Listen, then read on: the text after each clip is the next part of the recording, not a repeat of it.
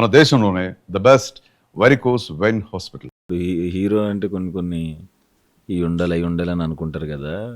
మీరు ఏమైతే అనుకున్నారో ఏమీ నా దగ్గర లేవు. ఎగ్జాంపుల్ నేనే. సో మీ ఇండస్ట్రీస్లో ఎవరైనా హీరో అవ్వచ్చు అని చెప్దామని కవి ప్రయత్నం. ఓకే. అంటే నిన్న మాట్లాడుతున్నప్పుడు మీరు ఏమన్నారంటే, ఒకసారి నాకు మజిలీ హిట్ వచ్చిన తర్వాత ఆఫర్లు వస్తున్నాయి. అప్పుడు ఒక పెద్ద హీరోయిన్ నటించే సినిమాలో మీరు క్లోజ్ ఫ్రెండ్ క్యారెక్టర్ వచ్చినప్పుడు మీరు అక్కడ సెట్లో ఎవరు క్లోజ్ ఫ్రెండ్ కాదు సార్. ఏం జరిగిందంటే నిన్న లైట్లు దీనివల్ల మరి క్లోజ్ ఫ్రెండ్ అక్కడ క్లోజ్ ఫ్రెండ్ కాదు, సినిమాలో హీరోయిన్ క్యారెక్టర్ క్లోజ్ ఫ్రెండ్. అదే సినిమాలో కూడా ఒక పక్కన కొంచెం క్లోజ్గా ఉండే క్యారెక్టర్. క్లోజ్గా అంటే నువ్వు అనే అలాంటి టైప్ క్యారెక్టర్. అట్లా ఒక పర్సన్ ఇట్లా వచ్చి ఏంటి అందులో కీర్తి సురేష్ గారే హీరోయిన్. కీర్తి సురేష్ గారితో నువ్వు ఇంత క్లోజ్గా ఉంటావు అదా అనేపాటికి ఆ రోజు నిజంగానే ఆ రోజు సందీప్ గడి దగ్గరికి వెళ్ళి ఏడ్చేసాను. ఏడ్చేసి ఏందిరా ఇది మా ఇక అసలు విజయవాడలో ఏదో ఒకటి పని చేసుకుని బతకొచ్చు కదా, ఇది ఎవరు అసలు వీళ్ళు ఈ డైలాగ్ ఏంటి మనకి అంటే ముందే ఏమన్నా ఉంటే కొంచెం కట్టాలి. అసలు మరి ఆ డైలాగ్ మళ్ళీ నా ముందే కొంచెం రూడ్గా, తర్వాత మళ్ళీ మనతో ఏదో ఇంకా సంగతి ఎందుకు లేకండి కానీ అయితే ఆ రోజు సందీప్ ఊరుకోరా ఊరుకండి. ఇంక తర్వాత ఇంకా అదే టైంలో డియర్ కామ్రేడ్ ఇవన్నీ చేసుకుంటా కట్ చేస్తే మన ఇట్లా వచ్చినప్పుడు నాకు అప్పుడు ఎప్పటి నుంచో కీర్తి సురేష్ గారికి చెప్దామని అనిపించింది. అని ఎందుకులే ఎప్పుడెప్పుడో విషయం పాపం ఆవిడికి తెలియదు కదా ఏమి. ఓకే. కాకపోతే అప్పుడు మాత్రం నిజంగా ఆ రోజు ఇద్దరు కాంబినేషన్ అన్నప్పుడు ఇది కదా అంటే సందీప్ లాంటి ఇప్పుడు అలాంటి టైంలో మనకు ఓదార్చే సందీప్ లాంటి ఫ్రెండ్స్ కన్నా ఆ టైంలో ఆ డైలాగ్ వేసిన వాళ్ళే మనకి ఇంపార్టెంట్ సార్. మనకి బూస్ట్ ఇవ్వటానికి మీలో కసి పెరిగింది అప్పుడు. అంతే కదా సార్. మనకి ఎవరో అంటే సో అనేవాళ్ళు ఎవరైనా ఉంటే అంటానే ఉండండి. అలాంటి వాళ్ళు చాలా మందికి ఇన్స్పిరేషన్. ఆ సినిమా చేశారా సార్, వదిలేశారా? అది నన్ను వెళ్ళిపోమన్నారు కదా సార్. అయిపోయింది అది సినిమా, వదిలేసి వెళ్ళిపోయారు ఇక అంతే. అక్కడ అన్న డైలాగ్ ఏంటి ఏంటిది ఆ క్యారెక్టర్ ఇతనికి అట్లా అసలు ఏం కాస్టింగ్ ఇది పక్కన ఉండే క్యారెక్టర్ ఇతనికి ఇస్తావా అని. ఓకే. అదే కీర్తి సురేష్తో ఉప్పు కపూరం అనే సినిమాలో ఇంతకు ఆ విషయం ఆవిడకి తెలియదు బాబు.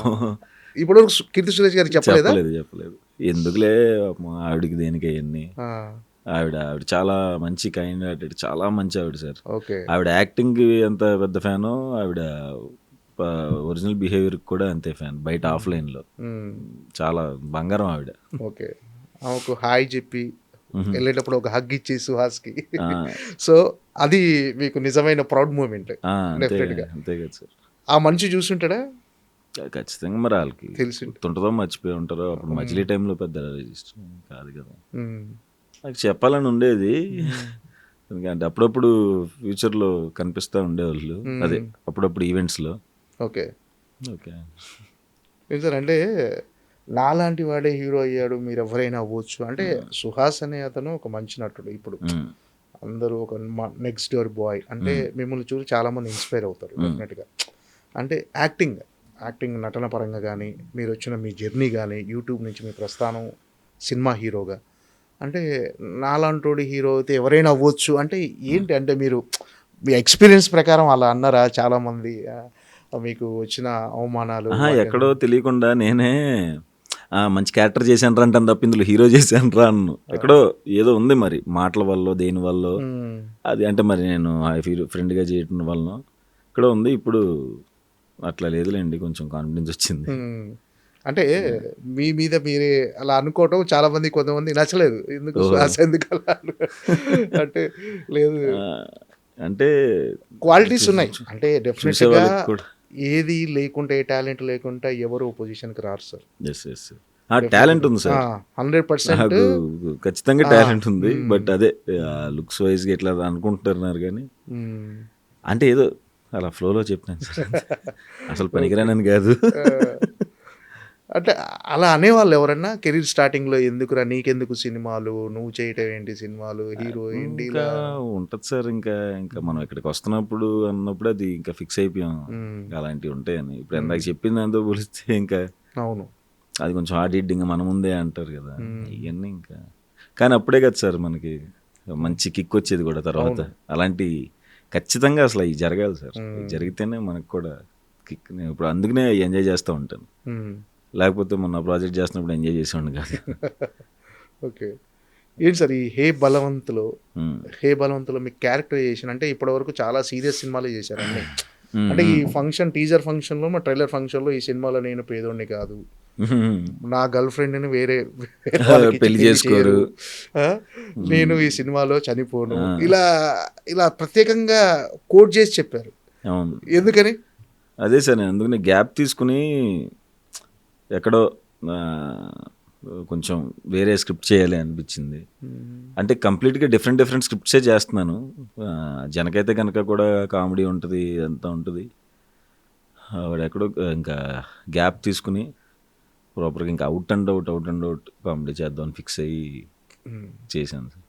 పాత దాంట్లో నుంచి రావాలి, మిడిల్ క్లాస్ అవన్నీ మిడిల్ క్లాసే కానీ అలా కనపడకూడదు, సపరేట్ వేరే కాన్సెప్ట్ చేద్దామని చేశాను.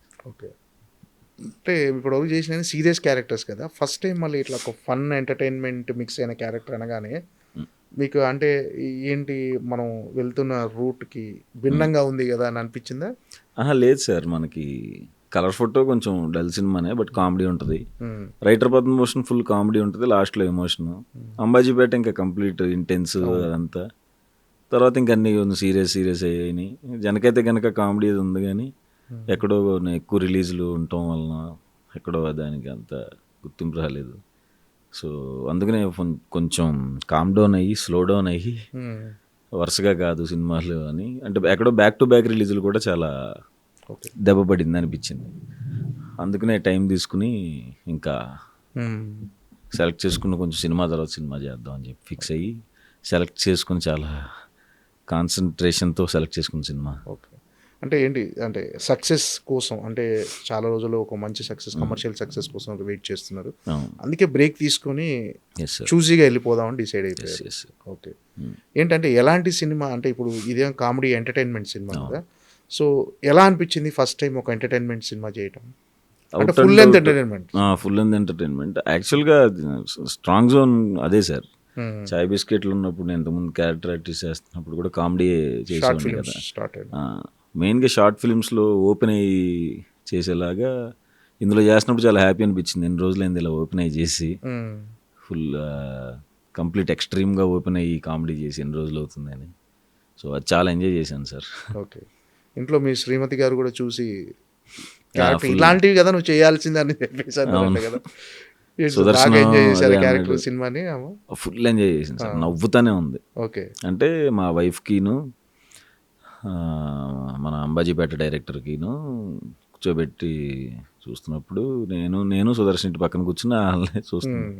వాళ్ళు గట్టిగా నవ్వి ఫుల్ ఎంజాయ్ చేశారు, అసలు మామూలుగా లేదు. ఓకే. ఇంకా అసలు వివేక్ సాగర్ గారు అయితే అసలు ఇలా ఎక్కడికో తీసుకెళ్ళాడు ఆయన, వివేక్ సాగర్ గారు. Background music. అంటే సినిమా చూసిన తర్వాత ఇంట్లో లేదు ఇక నువ్వు ఇప్పటి నుంచి కామెడీ సినిమాలే చేసేయాలి, ఇలాంటి సినిమాలే బాగున్నావు అని అనిపించింది? అట్లా లేదు సార్, నేనంటే మరి అదే సార్ ఒకే వేలో వెళ్ళలేను కూడా నేను. అందుకనే అక్కడ మెయిన్ ఇప్పుడు మీరు రేపొద్దున మనం ఏ భగవాన్ మీరు ఎలాగ చూస్తారు కదా, రేపు చూసిన తర్వాత మళ్ళీ తర్వాత మందాడి టీజర్ ట్రైలర్ వస్తుంది కదా, అప్పుడు తెలిసింది సార్ అసలు వేరియేషన్ అంటే. ఓకే. దీంట్లో ఉండే విధానానికి అందులో నేను ఉండే విధానానికి ఎక్స్ట్రీమ్ వేరియేషన్. Okay sir. ఇంట్లో సలహాలు ఇస్తుంటారా మీ వైఫ్? మా వైఫ్కి ఎక్కడ ఖాళీ ఉంది సార్, ఇద్దరు పిల్లలతోనే సరిపోద్ది. ఓకే. అంటే మీకు అనిపిస్తుంటుందా టైం కేటాయిస్తున్నారా? లేదు సార్ అసలు. అంటే నిజంగా వర్క్ లోడ్లో పడిపోయి అంటే ఒక్కోసారి అనిపిస్తుంది చేసేది కరెక్టేనా, మనం వాళ్ళకు ఇచ్చే టైం స్పేస్ ఇవ్వకుండా చేస్తూ ఉండటం. అంటే లేదు మనకు అవకాశం ఉన్నప్పుడు సినిమాలు చేస్తూ పిల్లల కోసమే కదా ఏం చేసినా, పిల్లల కోసం ఫ్యామిలీ కోసమే. ఆ కన్ఫ్యూజన్ వస్తుందా సార్, చెయ్యాలా వాళ్ళకు టైం ఇవ్వకుండా మనం ఇంత కష్టం చెయ్యాలి సార్? అంటే ఇప్పుడు మనం బయట పని చేయకపోతే ఇంట్లో గడవదు కదా సార్, కానీ ఆ టైం స్పేస్ అనేది ఇవ్వలేకపోతే. అదే సార్, అంటే ముఖ్యంగా ఇప్పుడు తమిళ్ దగ్గర వెళ్ళినప్పటి నుంచి ఎక్కువ అక్కడే ఉంటున్నాను కదా, సో మా పెద్దోడు ఎక్కువ బాగా మిస్ అవుతున్నాడు. చిన్నోడికి ఇంకా ఊహ తెలియదు కానీ నేను నిన్నే ప్రమోషన్స్కి వస్తుంటే ఆపేసి వెళ్ళొద్దు నానా అంటుంది. ఎన్ని ఇయర్స్ అక్కడ చివుకుంటా 2.5 years. నాన్న వెళ్ళొద్దు ఏడుస్తుంటే అప్పుడు కొంచెం పొద్దున పూట కదిలేటప్పుడు కొంచెం టైట్గా ఉంటుంది.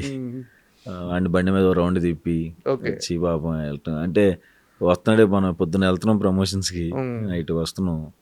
బట్ నాకు నో కంప్లైంట్ సార్. అంటే ఇంట్లో సపోర్టు అంటే మనకు కావాల్సింది కూడా ఇదే కదా సార్. ఈ టైంలో మంచి సినిమాలు చేయాలి, ఇంత బిజీగా ఉండాలనే అనుకున్నాం కాబట్టి.